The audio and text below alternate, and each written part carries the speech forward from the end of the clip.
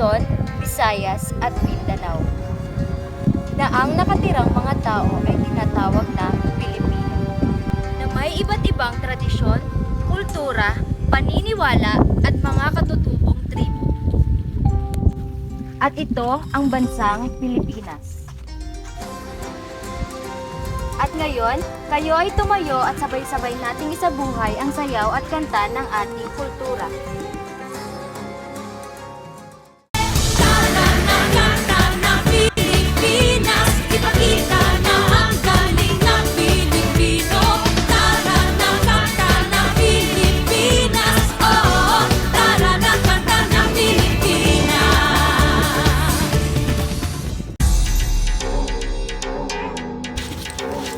Balaban!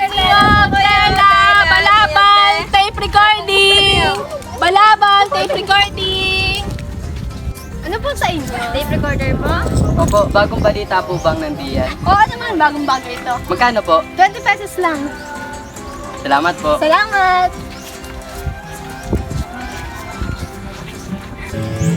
O anak, kumusta ang pag-aaral mo? Ayos naman itay. May nabili ako sa bangketa. Tape recorder, makikinig tayo ng mga bagong balita mamayang gabi. Kasi ang inyong inay. Nandun po sa kusina nagluluto. Mahal, Oh, mahal, nandito ka na pala. pagkatapos mo magluto at kumain, ano pang gagawin mo? Gagawa ako ng lesson plan at libro para sa aking mga estudyante. Sige mahal, tapusin mo na yan. Maglilinis ako ng katawan. Sige, mahal. Anak, mahal, papakinggan na natin ang tape recorder na binili ko sa bangketa. Sige po tay. Sige, mahal.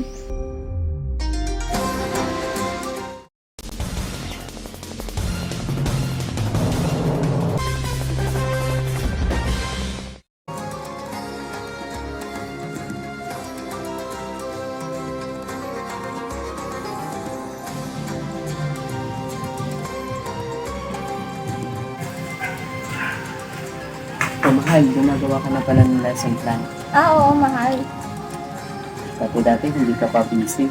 Tanda mo ba noon yung panahon nililigawan kita? Oo. Ang sarap balikan ng mga nakaraan, ano? Oo.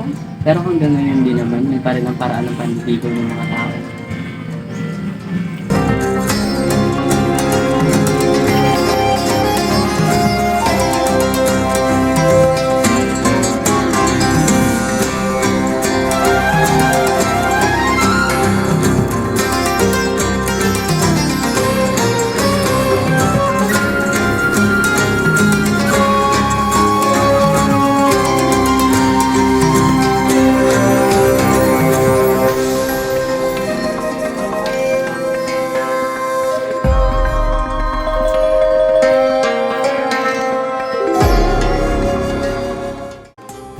Tapos na ba kayo sa taktang aralin natin?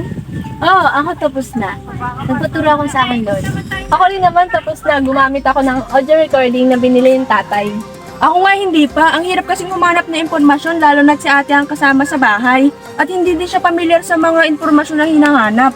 Kaya nga, ang hirap talaga kapag mano-mano lahat ng bagay. Tapos ang dami pang oras na nakukonsumo, limitado pati ang napagkukunan natin ng mga impormasyon.